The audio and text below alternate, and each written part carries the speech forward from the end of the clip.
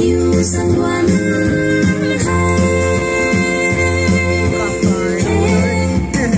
sáng dài mây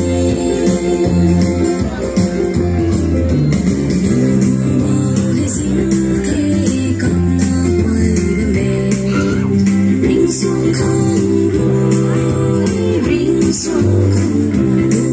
rồi mặc lệ tan in tấm bắt đuôi mây kia sáng say mây mai rong rêu và xuống ngắm cùng đi xa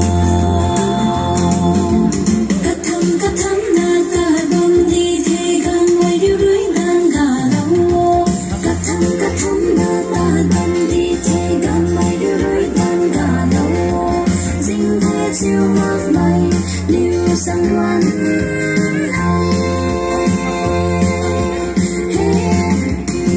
sáng dài mây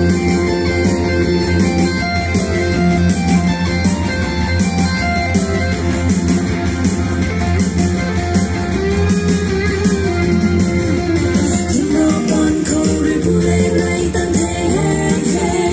sáng dài mây ấp không lo rất cây gần cây đi khô gần đi mây quay cắt thăm đã ta tâm đi thế gần mây đưa đôi gần đã đâu cắt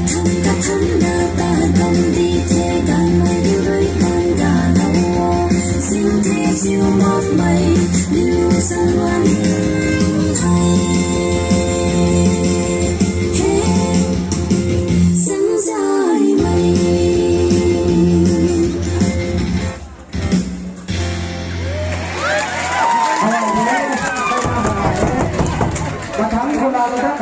Thân thân đều có điều gồm đại, ngoài vào đất thôi.